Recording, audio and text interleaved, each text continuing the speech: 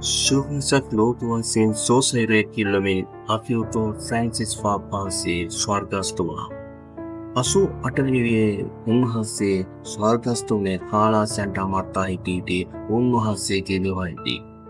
Piapatimat Samagamati Vogatatu Hedwin Tama Awasam Playa Wide the addiction at Tekemata Unhase Sideno. Loma Mahat Kauren Katakarana Unhase Tea said the Pijabandawai. යුද්ධයේ අසිපද තබන සටහන.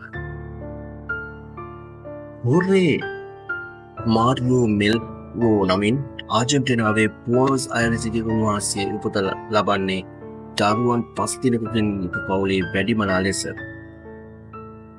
මොර්පෝලියෝ රසායන විද්‍යාව පිළිබඳ උපාධිධාරී පසුව pneumonia තත්ත්වයක් තිබෙන මොර්පෝලියෝගේ පෙනහලෙන් කොටසක් පුවත් කරනවා. ඉන්පසුව මොර්පෝලියෝ කතෝලික දහමට වඩාත් නැඹුරුවනවා. පූජර් බවට පත්වන්නේ 1969 වර්ෂයේදී. 2001 වර්ෂයේදී කාදිනතට පත්වන අතර පාප් වහන්සේ ලෙස 2013 වසරේදී පත්වෙනවා. මේදී උන්වහන්සේ තෝරාගත් නම වන්නේ පළවෙනි ෆ්‍රැන්සිස් යන නාමය. උන්වහන්සේගේ අල්පේච්ඡතිවියත් ලෝක සාමයත් කාන්තා අයිතින් වෙනුවෙන් පිළිසිතෙන් වැනි කාරණාවන් නිසා උන්වහන්සේ සුවිශේෂී වෙනවා. සමරිසි ප්‍රජාව පිළිබඳ උන්වහන්සේගේ මතය කතෝලික පල්ලිය මතයට වඩා වෙනස් වීම තවත් සුවිශේෂී කරුණක්.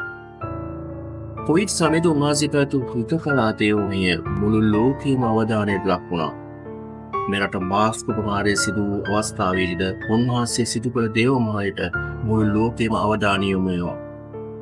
දකුණු සූඩානයේ සිවිල් යුද්ධය නිම කරන ලෙස ඒ රට ප්‍රාදේශීය නායකයන්ගේ දෙපා සිත කණිමින් ඉල්ලා සිටීම උන්වහන්සේ ලෝක සාමයට තම කැපවීම පෙන්වූ තවත් සුවිශේෂී අවස්ථාවක් වනවා.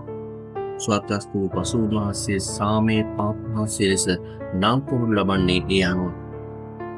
තමන්ගේ තාතුරට හිමිවන ලිමෝචින් රථය පරිහරණය කිරීම උන්වහන්සේ ප්‍රතික්ෂේප කරනවා. මෙන්න වාසය සඳහා තෝරාගන්නේ සාමාන්‍ය නිවසක්. මෙලෙස අල්පේච්ඡ ජීවිතයක් ඒකට මෙතරම් ජනතාවධානයක් උන්වහන්සේ කෙරෙහි හිමිවීමට හේතුවක් වෙනවා. උන්වහන්සේ තමයි ලෝකයේ යුරෝපීය නොවන පළමු පාප් වහන්සේ. ඒ වගේම ලෝකයේ දක්ෂිණ අප්‍රෝලයෙන් පත්වෙච්ච පළවෙනි පාප් වහන්සේ උන්වහන්සේ. වරක් උන්වහන්සේට තාතියක් ලෙස ලැබුණු ලැම්බෝගිනි රථයක් උන්වහන්සේ වෙන්දේසි කරලා එම මුදලත් ත්‍රිනයාදාන සඳහා යොදවනවා.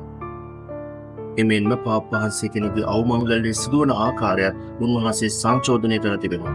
ඒතර මුලින්ම මේ ආකාරයට සිදුවන්නේ උන්වහන්සේගේ අවමංගල්‍ය මේ කෙරෙහි මුළු ලෝකයේම අවධානය යොමු වෙලා තිබෙනවා.